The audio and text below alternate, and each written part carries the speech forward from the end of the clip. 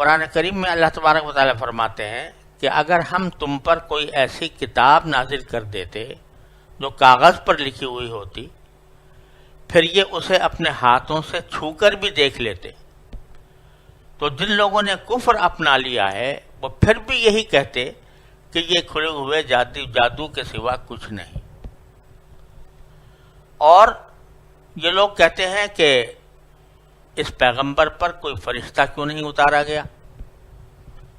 حالانکہ اگر ہم کوئی فرشتہ اتار دیتے تو سارا کام ہی تمام ہو جاتا، پھر ان کو کوئی مہلت نہ دی جاتی، اور اگر ہم فرشتے ہی کو پیغمبر بناتے تب بھی اسے کسی مرد ہی کی شکل میں بناتے، اور ان کو پھر ہم اسی شبے میں ڈال دیتے جس میں یہ اب مبتلا ہے۔ اور اے پیغمبر، حقیقت یہ ہے کہ تم سے پہلے بھی بہت سے رسولوں کا مذاق اڑایا گیا ہے، لیکن نتیجہ یہ ہوا کہ ان میں سے جن لوگوں نے مذاق اڑایا تھا ان کو اسی چیز نے آ گھیرا جس کا وہ مذاق اڑایا کرتے تھے۔ ان کافروں سے کہو کہ ذرا زمین میں چلو پھرو، پھر دیکھو کہ پیغمبروں کو جھٹلانے والوں کا کیسا انجام ہوا۔ ان آیات میں پہلے تو ان کے اس مطالبے کا ذکر ہے کہ وہ کہتے تھے کہ ہمارے اوپر کتاب براہ راست نازل ہو جائے، اور وہ کتاب کسی کاغذ پر لکھی ہوئی ہو۔ تو اللہ تبارک و تعالیٰ فرما رہے ہیں کہ یہ ان کا مطالبہ سوائے ہٹ درمی کے کچھ اور نہیں ہے۔ اگر بالفرض ہم ان کو کتاب کاغذ پر لکھی ہوئی اتار کر بھی نازل کر دیں، ہاتھوں سے اس کو چھو کر بھی دیکھ لیں، پھر بھی یہ اس پر ایمان نہیں لائیں گے۔ یعنی انہوں نے طے کر رکھا ہے کہ ہمیں ایمان نہیں لانا، تو اب وہ اگر یہ ان کا مطالبہ پورا کر بھی دیا جائے تو بھی ہمارا علم ازلی یہ فرماتا ہے کہ یہ ایمان لانے والے نہیں ہیں۔ چنانچہ فرمایا بَلَوْ نَزَّلْنَا عَلَيْكَ كِتَابًا فِي قِرْطَاسٍ، اور اگر ہم نے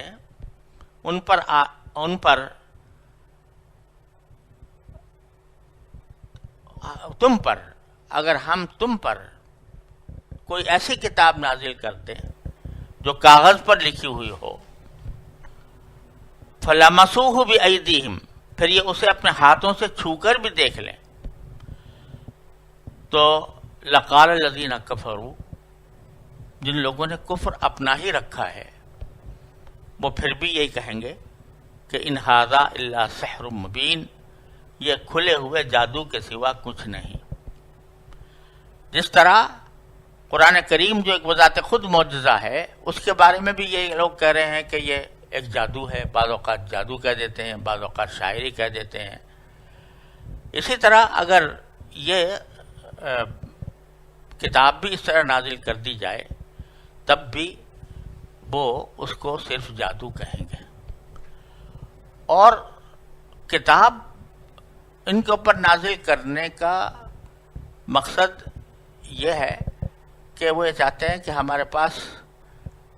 براہ راست ہر ایک آدمی کے پاس کتاب اللہ آ جائے۔ تو اللہ تعالیٰ کی سنت یہ ہے کہ کبھی کتاب بغیر پیغمبر کے نہیں بھیجتا۔ پیغمبر بغیر کتاب کے آ جاتے ہیں، لیکن کتاب بغیر پیغمبر کے نہیں آتی، اور وجہ یہ ہے کہ کتاب کبھی بھی کسی انسان کی زندگی میں اصلاح کرنے کا ذریعہ نہیں ہوتی۔ کوئی بھی علم و فن وہ محض کتاب کی بدولت حاصل نہیں ہو سکتا جب تک کہ کوئی استاذ نہ ہو، کوئی معلم نہ ہو۔ تو اگر ان کے پاس ہر ایک کے پاس ایک کتاب آ کر اتر جاتی اور اس کے کاغذ پر لکھی ہوئی اور اس کو یہ ہاتھ لگا کے بھی دیکھ لیتے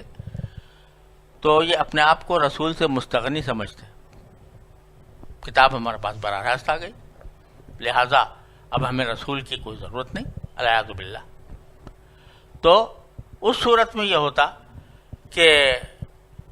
یہ سب براہ راست کتاب پڑھتے اور کتاب پڑھ کے بجائے فائدہ اٹھانے کے گمراہ ہوتے،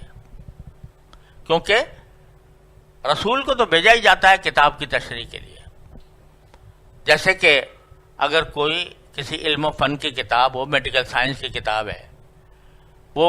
ایک عام آدمی کے سامنے آ جائے اور وہ اس کو پڑھ کے ڈاکٹر بننا چاہے تو نہیں بن سکتا جب تک کہ کسی استاد سے تربیت حاصل نہ کرے. تو اللہ تعالیٰ کی حکمت یہ ہے کہ وہ کتاب تنہا نازل نہیں کرتا بلکہ اس کے ساتھ معلم کے طور پر رسول بھیجتا ہے. تو اس لیے یہ مطالبہ ایک طرف تو ایسا ہے کہ یہ اس کے پورا ہو جانے پر بھی ایمان لانے والے نہیں ہیں اپنے ہر درمی کی وجہ سے. دوسرے اللہ تعالیٰ کے حکمت کے خلاف ہے کہ کسی کو اس طرح کتاب دے دی جائے رسول کے بغیر.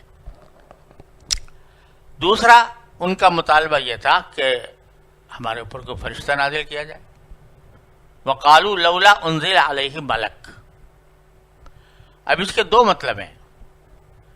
ایک مطلب یہ ہے، دونوں قسم کے ان کے مطالبات تھے. ایک مطالبہ تو یہ تھا کہ ہمیں انسان کیوں پیغمبر بنا کے بھیجا جا رہا ہے، ہمارا جیسا انسان جو کھاتا ہے پیتا ہے چلتا ہے پھرتا ہے، تو کوئی فرشتہ آتا جو ہمیں پیغمبر بن کر آتا جو ہمیں اللہ کا پیغام پہنچاتا. دوسرا بعض ان میں سے یہ کہتے تھے کہ ان رسول کے ساتھ کوئی فرشتہ آتا. کیا ایک روایت میں آتا ہے کہ کسی نے مطالبہ کیا تھا کہ ٹھیک ہے ہم آپ کی بات مان لیں گے لیکن بشرطے کہ آپ 4 فرشتے ہوں جو آئیں اور آ کر ہم کو بتائیں کہ یہ واقعی اللہ کے پیغمبر ہیں. تو دونوں باتوں کا یہاں جواب دیا گیا ہے کہ قرآن کیوں ایک فرشتے پر نازل نہیں ہوا، فرشتے کو کیوں رسول بنا کر نہیں بھیجا گیا، یا فرشتوں کو تمہارے سامنے تصدیق کر کے کیوں نہیں بھیجا، تصدیق کرنے کے لیے کیوں نہیں بھیجا گیا. تو اس کے 2 جواب دیے اللہ تبارک و تعالیٰ نے. جواب یہ ہے کہ پہلے تو یہ ذرا سوچو کہ فرشتہ اگر آئے تو اپنی اصلی شکل میں آئے یا انسان کی شکل میں آئے. اگر فرشتہ اپنی اصل شکل میں آتا ہے تو ان کے اندر طاقت نہیں ہے کہ اس کو دیکھ سکے، کیونکہ فرشتے کی جو ہیئت اللہ تعالیٰ نے بنائی ہے وہ انسانوں کے لیے ایک ایسی شکل ہے کہ جس کو دیکھ کر انسان ڈر جائے. یہاں تک کہ خود رسول کریم صلی اللہ علیہ وسلم کے سامنے جب حضرت جبریل امین علیہ السلام اصلی فرشتے کی صورت میں ظاہر ہوئے تو آپ پر غشی طاری ہونے لگی. تو فرشتے کو انسان کے اندر فرشتے کو اپنی اصل صورت میں دیکھنے کی طاقت ہی نہیں ہے. اس لیے فرماتے ہیں وَلَوْ أَنزَلْنَا مَلَكًا لَقُضِيَ الْأَمْرُ. اور اگر ہم فرشتے کو نازل کرتے تو معاملہ ہی تمام ہو جاتا. معاملہ تمام ہونے کے 2 مطلب ہیں. ایک مطلب تو یہ کہ یہ ان کو دیکھ کر برداشت ہی نہ کر سکتے اور ختم ہو جاتے یہ سب جب اصلی شکل میں دیکھے تھے تو. اور دوسری وجہ یہ ہے معاملے کام تمام ہو جانے کی کہ اللہ تعالیٰ کی سنت یہ ہے کہ جب کوئی کافر کسی معجزے کا مطالبہ کرتا ہے اور اس معجزے کو اس کے مطالبے کے مطابق دکھا دیا جاتا ہے تو اور پھر بھی وہ انکار پر جمع رہے یا کفر پر جمع رہے تو پھر اللہ تعالیٰ اس کو ہلاک ہی کر دیتے ہیں. پچھلی قوموں میں یہی ہوتا رہا ہے. عاد میں، سمود میں، نوح علیہ السلام کی قوم میں، موسیٰ علیہ السلام کی قوم میں، کہ جب ان کے منہ مانگے معجزات دکھا دیے گئے اور پھر بھی وہ ایمان نہ لائے تو پھر ان کو مہلت نہیں ملی، پھر ان کو عذاب ہی میں گرفتار کر لیا گیا. تو پہلی بات لقضی الامر کے اندر دونوں باتیں داخل ہیں. ایک تو ان کے اندر طاقت نہیں ہے دیکھنے کی، یہ اس کو دیکھ کر مر جائیں گے، اور ثم لا ینظرون، پھر مہلت ہی نہیں ملے گی. اور دوسرا یہ کہ ہماری سنت یہ ہے کہ معجزہ دیکھنے کے بعد، یعنی وہ معجزہ جو ان کا منہ مانگا معجزہ ہو، اس کے بعد بھی اگر شکل میں لایا جائے فرشتے کو تاکہ یہ اس کو برداشت کر سکیں تو پھر وہی سوال کھڑا ہو جائے گا کہ یہ تو انسان ہے، اس کو فرشتہ ہم کیسے سمجھے، رسول کیسے مانے. تو وَلَوْ جَعَلْنَاهُ مَلَكًا، اور اگر ہم ان کو فرشتہ بنا کر بھیجیں یعنی انسانی شکل میں تو لَجَعَلْنَاهُ رَجُلًا، تو ہم انہیں اسے انسان ہی کی شکل میں بھیجنے پر مجبور ہوں گے، کیونکہ ان کے اندر طاقت ہی نہیں دیکھنے کی اصل فرشتے کو، تو وہ انسانی شکل میں آئے گا، ایک مرد کی شکل میں آئے گا. بل لبسنا علیہم ما یلبسون، اور اس صورت میں ہم انہیں اسی شعبے میں ڈال دیں گے جس میں آج مبتلا ہے کہ انسان ہے یہ، تو اس کو فرشتہ مانیں گے ہی نہیں، اور کہیں گے جیسے اب رسول کریم صلی اللہ علیہ وسلم کو کہہ رہے ہیں کہ یہ ہم جیسے انسان ہیں لہذا ہم ان کو کیسے مانیں، تو اس وقت بھی یہ کہیں گے للبسنا علیہم ما یلبسون.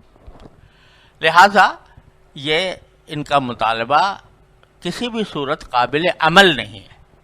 کہ فرشتہ بھیجا جائے، اللہ تعالیٰ کی سنت کے بھی خلاف ہے. دوسری بات یہ بھی ہے اس میں کہ جو بھی کہا گیا کہ اگر ہم نے فرشتہ ہم نازل کریں اپنی اصل صورت میں تو لقضی الامر، کام تمام ہی ہو جائے. اس کے دو معنی تو میں نے ابھی عرض کیے. تیسرے معنی اس میں یہ بھی ممکن ہے، اور بعض مفسرین نے اس کا ذکر کیا ہے، کہ اگر بالفرض فرشتہ آتا ہے، اور فرشتہ ایسی چیز ہے کہ جس کو نہ بھوک لگتی ہے، نہ پیاس لگتی ہے، نہ کوئی نفسانی خواہشات اس کے اندر پیدا ہوتی ہیں، اور ان کو دیکھتا ہے کہ یہ کوئی حرام کھا رہے ہیں اور ان کو منع کرتا ہے، تو اس کے جواب میں ان کو یہی کہنا تھا کہ بھائی تم ہمیں کیسے منع کرتے ہو، تمہیں تو نہ بھوک لگتی ہے، نہ پیاس لگتی ہے، نہ تمہارے دل میں کوئی خواہش پیدا ہوتی ہے، تو تم ہمیں یہ کیا سکھانے آ گئے؟ تمہیں اگر بھوک لگتی، پیاس لگتی، تمہارے دل میں خواہشات پیدا ہوتی، تمہاری انسانی حاجتیں ہوتی، تو پھر بے شک ہم سمجھتے کہ بھئی یہ تم جو ہمیں حکم دے رہے ہو یہ ہماری فطرت کے عین مطابق ہے. لیکن فرشتہ اگر آتا تو وہ کہتا کہ یہ تم، بلکہ فرشتہ جو ہے ہو سکتا ہے کسی مباح چیز کے بارے میں بھی یہ کہہ دیتا کہ تم غلط کر رہے ہو، تو اس لیے اس کو کوئی پتہ ہی نہیں تھا کہ اس کے اندر اس کی باقی ضرورت ہے، اس کی باقی حاجت ہے، تو پتہ ہی نہیں ہوتا، تو اس لیے وہ اتنی سختیاں کرتا تمہارے اوپر کہ لقضی الامر، کہ کام تمام ہی ہو جاتا تمہارا. تو یہ ساری وجوہ ہیں جس کی بنا پر ہم نے کوئی فرشتہ نازل نہیں کیا. اب رسول کریم صلی اللہ علیہ وسلم کو تسلی دی جا رہی ہے کہ یہ آپ کے دل میں یا صحابہ کرام کے دل میں جو خیال پیدا ہو رہا ہے کہ بھئی ان کے منہ مانگے معجزات دکھا دیے جائیں، ایک حجت تمام ہو جائے، یہ کم از کم ہو سکتا ہے کوئی ان میں سے ایمان لے آئے، تو رسول کریم صلی اللہ علیہ وسلم کو تسلی دی جا رہی ہے وَلَقَدِ اسْتُهْزِئَ بِرُسُلٍ مِّن قَبْلِكَ. آپ پرواہ نہ کریں، کیونکہ در حقیقت یہ تم سے پہلے بھی بہت سے رسولوں کا مذاق اڑایا گیا ہے، مذاق اڑایا گیا ہے، اور پھر یہ ہوا کہ جن لوگوں نے مذاق اڑایا تھا، جس چیز کا مذاق اڑایا تھا اسی نے ان کو آ گھیرا. فَحَاقَ بِالَّذِينَ سَخِرُوا مِنْهُمْ مَا كَانُوا بِهِ يَسْتَهْزِئُونَ. جن لوگوں نے مذاق اڑایا تھا ان کو اسی چیز نے آ گھیرا جس کا وہ مذاق اڑایا کرتے تھے. تو آپ ان کی فکر میں نہ پڑیں، جس طرح پہلے رسولوں نے برداشت کیا اس طرح آپ بھی برداشت کرتے رہیں، اور البتہ ان سے یہ بات کہہ دو کہ قُلْ سِیرُوا فِی الْأَرْضِ، ذرا زمین پر میں چل پھر کر دیکھو، ذرا چلو، ثم انظروا، پھر دیکھو کیف کان عاقبۃ المکذبین، جن لوگوں نے رسولوں کو جھٹلایا تھا اور اسی قسم کے اعتراضات کیے تھے، اسی قسم کے مطالبے کیے تھے جیسے تم کر رہے ہو، تو ان کا انجام کیا ہوا. کیونکہ اہل عرب جو ہیں وہ خاص طور پر سمود کی بستیوں سے گزرتے تھے. جب تجارت کے لیے شام جاتے تھے تو سمود کی بستیاں راستے میں پڑتی تھیں، ان کو یہ دیکھا کرتے تھے کہ جس طرح کھنڈر بنے ہوئے ہیں، پوری کی پوری قوم ہلاک ہو گئی. اور اسی طرح بعض اوقات یمن کے اندر ان کا جانا ہوتا تھا، تو اس یمن کے اندر بھی وہ حضرت قوم عاد کا انجام دیکھا کرتے تھے. شام جانا ہوتا تھا تو لوط علیہ السلام کے بستیوں کو دیکھتے تھے کہ کس طرح تباہ ہوئی. تو بھئی وہاں چل کے دیکھو ان کے ساتھ کیا معاملہ ہوا. اگر تم بھی اسی روش پر کار بند رہو گے جس روش پر وہ قومیں تھیں تو پھر تمہارا انداز بھی یہی ہونا ہے۔ وآخر دعوانا الحمدللہ۔